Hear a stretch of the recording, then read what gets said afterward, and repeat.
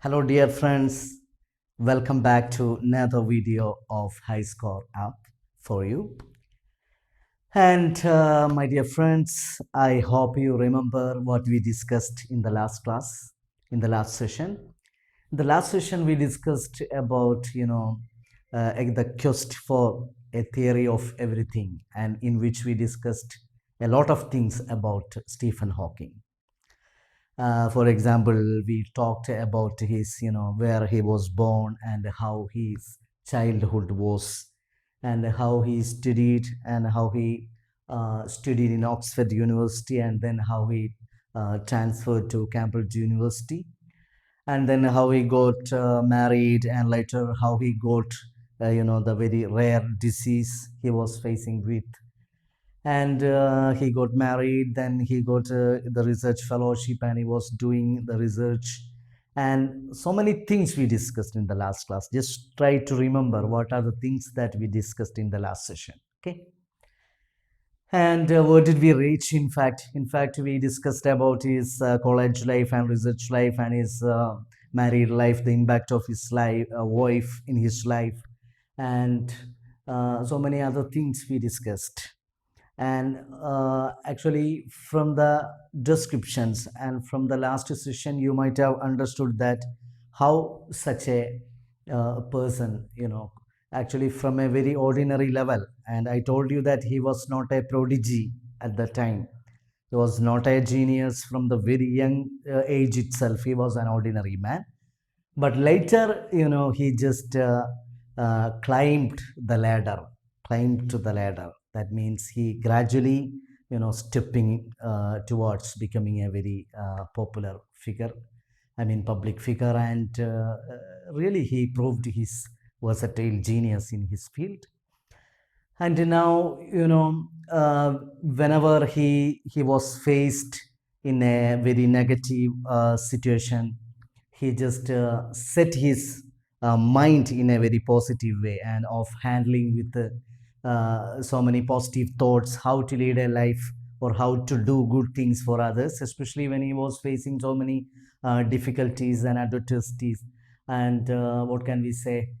During the time of a great crisis, he just realized that even in this situation, he could have done so many things positively, and he just tried for that. So we have seen in the last session how it was working, and how he tried to bring about such changes. Now we reached at a point that he was thinking about publishing a book. He was thinking about his ideas to be presented in a vast area, and he was hopeful of exchanging his ideas or sharing his ideas with fellow people, because he was a man who thought in depth and who studied in depth, or who researched in depth about the entire universe. And this is the point where we reached in the last session. Now we can just move on his ideas with the book, or his what are the the prominent concepts that he had, the prominent concepts that he had developed in his mind in order to produce such a masterpiece. Now, for the time being, let's come to that. So I hope you understand what we discussed, and I again hope you will understand the remaining parts of the session that we are going to deal with now. Okay. So, dear friends, and we saw his ideas and his thoughts regarding, with regard to publishing a new book, and just providing some ideas about, and actually he wanted to share his scientific thoughts, and so many scientific ideas he himself had developed. So he just he didn't want to, these ideas to be perished in his own mind. To be perished means to be buried, alive in his own mind. Instead, he wanted to share these ideas with the upcoming fellows, researchers, scholars. That's why suddenly he thought of, sharing these ideas, or bringing all these ideas together in a single space. That he, that means in a nutshell, he had a plan of bringing out a wonderful book. That's something that we are, now going to discuss in detail. Okay. So in 1980, so the author gives us a detail of how it happens. In 1980, a practical need for funds launched him to a new enterprise that was to have a far-reaching impact on the Hawkins and others all over the world. He thought of writing a book about the universe, about the most interesting questions that had made him want to study cosmology and quantum theory. Where did the universe come from? Is the universe infinite or does it have any boundaries? Will it come to an end? Universe and everything in it? Is there a beginning of time? Could time run back? The book begins by rewinding the great theories of the cosmos from Newton to Einstein. He wrote the book to make science understandable to non scientists. So the ideas that actually a practical, there were some, of course, some practical needs for funds. Actually his life became practically very expensive, we can say that. Actually he was not able to function or do his things as the common man did, because he needed so many facilities, so many new modern technologies for his own life system, because he was by that time he physically became that much. Of course his brain was mainly working, whatever with the physical difficulties, in spite of all these physical difficulties, problems, actually what was functioning in a very wonderful way was his brain. That is something which he is well known for.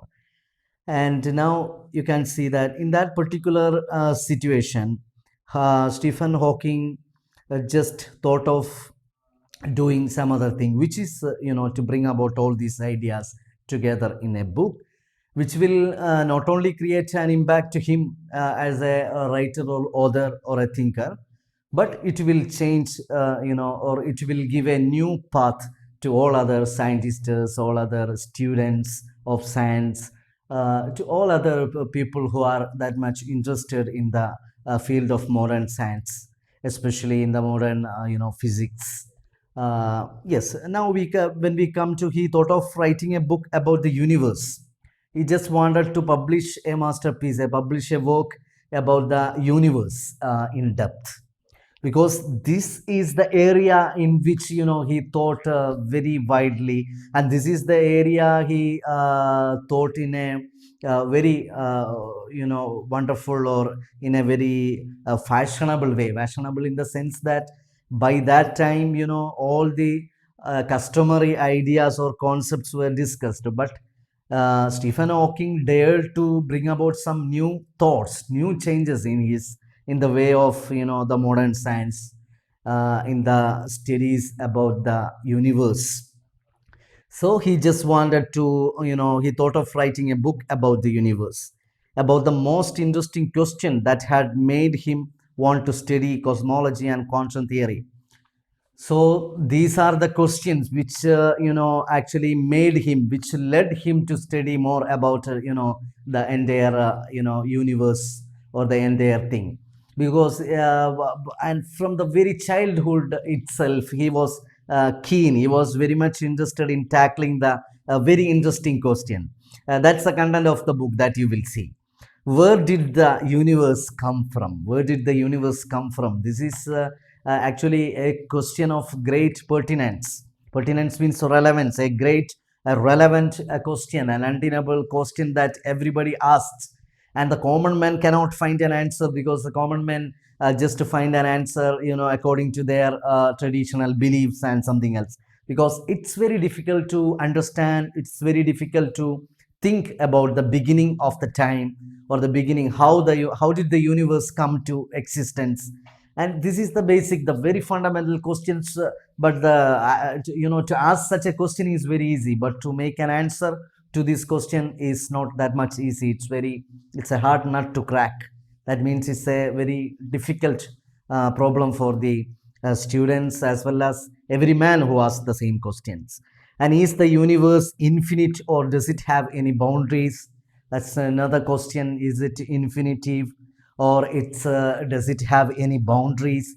Actually, we don't know in detail about these things. It was at that time he was asking, and he was even not only asking, he was trying to find out so many answers to these questions, and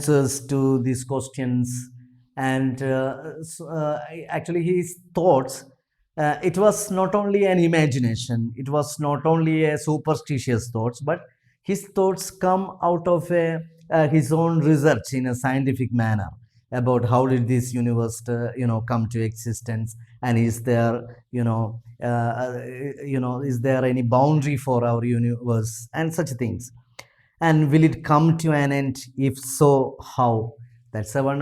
Still the question is going on. Still, so many researches are going on in our world. Whether our universe, the universe in which we are living now, and this universe has a history of millions of years, and this universe was created not just now, not before a few years, not before 100 years, not before 1,000 years. It was actually, this universe has had a history of millions of years, thousands of years, or more than millions of years, he says. And so where was it start, and how this universe, is there any end towards this universe? And these questions actually look, it seemed to be ridiculous for a common man to understand its depth, and a common man will find it very difficult to understand the depth of this question. But for a man of caliber like Stephen Hawking, he found very much interested in finding out the answers to this question, and of course it was the one of the question that led him to think more about this. And is there a complete theory of the universe and everything in it? Yeah, that's the title of our lesson, the quest for a theory of everything. Yes, that's why, is there a complete theory of the universe and everything in it? And yes, and this is one question: is there any theory that is applicable for the absolute understanding of the universe, or the perfect understanding, or the entire understanding of the universe? That's the main question he asked. Then, is there a beginning of time? Yes, is there a beginning of time? That's a one fundamental question that everybody asks. I mean, nobody can give you a clear answer about it. And what's the beginning of the time? That's quite difficult to just we cannot find its answer by ourselves. We need a great expert or genius to explain these things together. And of course, when we think about how it happened, or how it comes to an end, or is there an end in fact? So many things we can the questions include the great scientist's mind to come in detail, or to come in depth with these questions, in fact. So now he can yes, is there a beginning of time? How do how did our universe come into existence? Actually, was there a beginning of time? Is there an ending of time? And what is this happening here, and how this universe came to a spin, and is there any possibility of collapsing the entire system? And such questions are dealt with, and could time run back? That's one area, that is time, can the time run back? Could the time run back? The book begins by rewinding the great theories of cosmos from Newton to Einstein. He wrote the book to make science understandable to non-scientists. And he actually, what can we say? He makes so many scientific thoughts, his own thoughts, but he is not playing with his own brain. He's actually rewinding so many theories which were, brought about by various scientists like Albert Einstein and Isaac Newton, and so many other great figures who made a, face of the, actually, who made the so many contribution to the modern science. And he is actually going and checking the possibility of such theories, and he is actually making some improvements over the discoveries that they have made, and over the explanations that they have given. And he has a very a unique way of going into detail, going into the depth with this subject. That's what. And all these questions: how did the universe come into existence? Is there a beginning of time? Is there an ending of time? All these things, these are the fundamental things that he wants to express in his own masterpiece in the form of a book. And this led to, in fact, to the publishing of, the great, one of the masterpieces of the all time, one of the greatest books that you must read. Maybe you may find it very difficult to understand the entire ideas, but once in a lifetime you have to read it. That's title is A Brief History of Time. Fortunately, I have read it earlier, and but even myself found it very difficult to understand the ideas. But at the same time, some ideas, some thoughts, some interesting facts, some, our brain even can understand what's happening, because in the most possible way, it was very easily he elaborated, he explained these things in this book, A Brief History of Time. That became one of the wonderful books, and I was fortunate to read it a few years ago, and even I could not understand all the ideas, but still I could understand the maximum complicated, the theories regarding the universe in that book, and which were a great work, because normally what a scientist tells us, we cannot understand, but in this book, the ideas he has somehow simply presented before us. And this is, the situation which led him to the publishing of the masterpiece, A Brief History of Time. And now he completed the first draft in 1984, and while the revision process was going on, he made a trip to Switzerland. There he was down with pneumonia and was left on a life support system. Doctors gave a choice as to whether a tracheotomy operation which would remove his windpipe should be conducted or not. It might save his life, but afterwards he would never again be able to speak or make a vocal sound. With grave misgivings, Jane consented. Okay, then actually, in 1984, he first prepared the draft of this book, a history of, A Brief History of Time. Then, while the revision, process was going on, they made a trip to Switzerland, as a way of relaxing. There he was down with pneumonia, and he faced with pneumonia, and he was in trouble, but now he was left on a life support, system, and the doctors suggested an operation to remove this, problematic situation. But the eventual result of the operation is that if once the operation is, tracheotomy operation, and once the operation is done, you cannot speak or utter a single sentence, and but or to make he will not be able to make a sound or a vocal sound, or he won't be able to speak. But what can, with grave misgivings, Jane consented. But finally, this is what happened. His wife actually consented with the great, even in spite of so many doubts, because to maintain the physical, that situation, it was very important. Already he was in trouble, but the thing is that in spite of all these problems, his brain was working very very heavily. That's a term that I want to use. His brain was working very heavily, while the entire function, the physical functioning, was at trouble. And now the future looked very bleak, Jane remarked. Hawking could no longer breathe through his mouth and nose, but only through a permanent opening made in his throat. After many weeks of intensive care, he went home to join Jane and his 3 children. He was still too weak and ill to continue his research. Walt Watts, a computer expert in California, sent him a program he had developed called the Equalizer, which allowed Hawking to select words from the screen.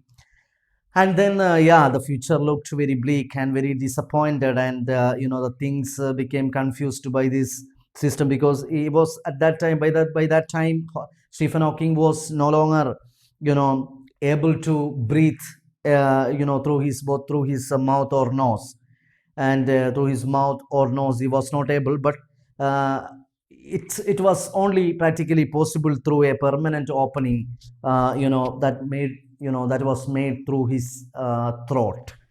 So, dear friends, just think about the situation in which you cannot, breathe, using your mouth or nose, but you are forced to breathe, in a mechanic, in a different medical, with the help of a medical system, an opening which was made in your throat. Think about that situation. That's really terrible. But I told you his brain was still heavily working on so many ideas, and that led to the publishing of the greatest book we in the science world has ever seen, A Brief History of Time. Now we just understand that in that situation, actually, you have to remember he found it very difficult to do his research and everything. But a friend, namely Walt Wolters, Walt Wolters, a computer expert in California. Actually, he was a computer expert in California, and who sent him a program, to whom Stephen Hawking, he sent a program he had developed. That's called an equalizer. That's called the equalizer. That program, it's called equalizer, which allowed Hawking to select words from the screen. And this system allowed Stephen Hawking to select words from the screen. And it's something like a computer programming. It's called equalizer. And okay, which became a little bit helpful for the life, for the work of Stephen Hawking. And he thought he would be unable to finish his book, and by that time he really became nervous, and he even thought that he would be what can I say, unable to finish this book. But with the support of his student Brian Witt, A Brief History of Time was published in 1988. But with the support of one of his students, namely Brian Witt, and actually A Brief History of Time, that's the name of the book, and which was published in 1988. That was one of the greatest contributions of Stephen Hawking, though he published so many other books later. Actually, in fact, this book, which made all the difference in his case, and which was a new experience to all scientists, research scholars, and even those who don't have any science background can understand a few things from this book. That was, how that was the impact this book had in, our scientific or modern science world. And September 2005 saw the release of an abridged version of the original book. And in 2005, there saw some release of another abridged version of the original book. And this version was updated to address the new issues that had arisen due to further scientific developments. And when he, abridged the system, I abridged the book in 2005. Actually, so many other new things came because science world is evolving, science world is growing up each and every day. New discoveries, new finding out, new so many new solutions, new scientific discoveries, new scientific facts. Everything is being discovered each and every day. Still, when we talk each other, when we see here in this class, when you listen to this class, still scientists are on their way to a great work, and so many new things will be coming and be updated, and such things have been updated in the abridged version of this original book in 2005. And now we are coming to the final phase. One will encounter a multitude of paradoxes in the book. In science and with the people, things are often not what they seem, and pieces that ought to fit together refuse to do so. You will learn that beginnings may be endings. Cruel circumstances can lead to happiness, although fame and success may not. Two great scientific theories taken together seem to give us nonsense. Empty space is not empty, black holes are not black. And a man, a man whose appearance inspires shock and pity takes us laughing to where the boundaries of time and space ought to be but are not. And A Brief History of Time, with all its greatness, at the same time produced, a multitude of paradoxes. Paradoxes means, a different ironical facts. That means, you just things there sometimes the beginnings may be the endings, sometimes the endings may be the beginnings. And so while we use the common sense and think about, we may get a little bit worried, or we may get ridiculous about the questions. But that is, in fact, when we discuss the scientific things, especially with regard to the time idea, the time concept, such things are coming, such things happen, such paradoxical paradoxical ideas come. And this is also, something which happened in the case of this book also. And in Science with the People, these are often not they seem the pieces that ought to fit together refuses. Okay, you will learn that beginnings may be endings. Cruel circumstances can lead to happiness. Sometimes it happens. So many cruel, terrible, experiences happen. But eventually these happenings lead to the happiness. That's one particular. Our life is like that. We are faced with so many problems, difficulties, but finally we come out with an happiness. So that's what happens. That's in the case of this book also. So many paradoxical ideas or complexities come together. And sometimes the empty space is not empty and the black holes are not black hole. And because a man whose appearance inspires shock and pity takes us laughing to where the boundaries of time and space ought to be but are not. So sometimes the common people and maybe shocked by the ideas produced by these paradoxical concepts. But it happens, we may be shocked by the ideas, but finally we may laugh at the ideas they discover it. But all these paradoxical concepts and ideas which are evidently shown in this masterpiece also, which is quite natural. And then we come to the final paragraph of the article, written by Kitty Gale Ferguson. And she has very wonderfully given you the picture so far, how Stephen Hawking was born and how his childhood was, how his college days were, and how his university days were, and how his life evolved, and how he faced physical difficulty, and all these things together. And finally, she gave us a lot of ideas about the publishing of his masterpiece, A Brief History of Time, and how it influenced the entire, the science world and such things. Now we are coming to the final paragraph of this article that she has written in a very wonderful way. Okay, now you had better, while you listen at this class, you had better read that paragraph itself so you can get all the ideas, expressed by myself.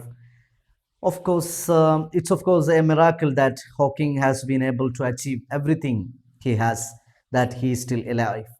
However, when you experience his intelligence and humor, you begin to take this unusual mode of communication and his obviously catastrophic physical problems no more seriously than he seems to himself.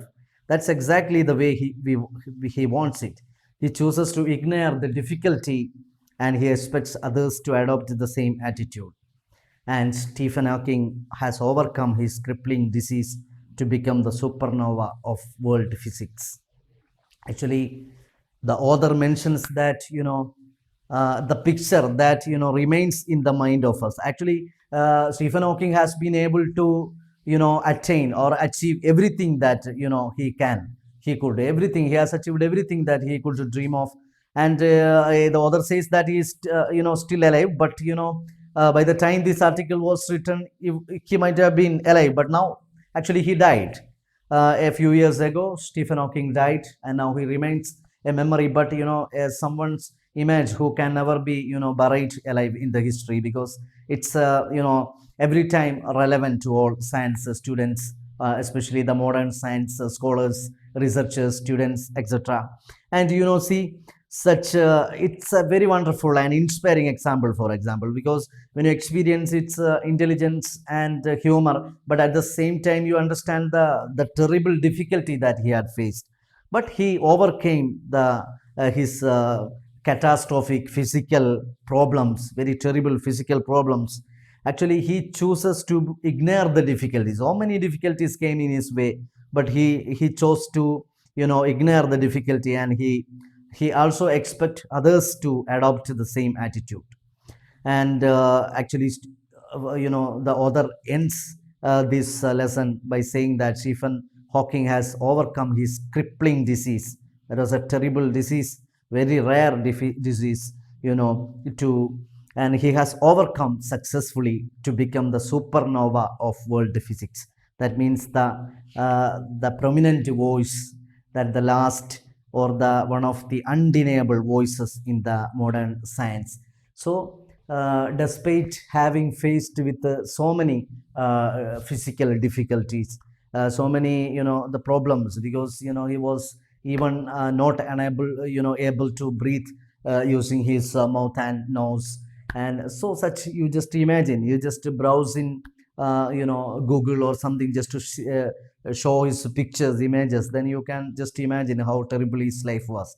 But he overcame all these problems in order to bring about a positive, and which is really inspiring, because despite of all these problems, he was inspired and he decided that he could do so many good things for others. That of course he did in so many ways, and especially in the publishing of his masterpiece, A Brief History of Time, which made all the difference, which gave you a wonderful new way for the actually the non-science students. In fact, science students may of course study all these things, but a student from the background of literature or philosophy or any other topic, even they can understand something about the modern science, something about the universe, using or by reading thoroughly his masterpiece, A Brief History of Time. And in fact, my dear friends, these are the things that actually she, the author, wants to express through her article about, one of the greatest, one of the prominent, one of the greatest geniuses of all time, Stephen Hawking. I hope, you have understood a lot of things, and you had better read all these lines and just remember my explanations. And also you have been given a few exercises at the end of this chapter, which is of course test your some simple linguistic skills, which give you some vocabulary, and some a few new words are there, but its meaning has been given itself, and even myself explained the meaning of all those words, and you yourself can be familiar with the meaning and everything. And it should be something that you find it interesting. Don't ignore it. This is not a story or a poem either, but it's an article about the greatest one of the greatest men ever lived on this earth. So just take these chapters in your mind and get inspired by this chapter. And I hope that my session on the quest for a theory of everything has been fruitful, and I hope you will find it very useful. And of course we will surely meet in future in some other sessions with some other classes. Until then, okay, bye, take care.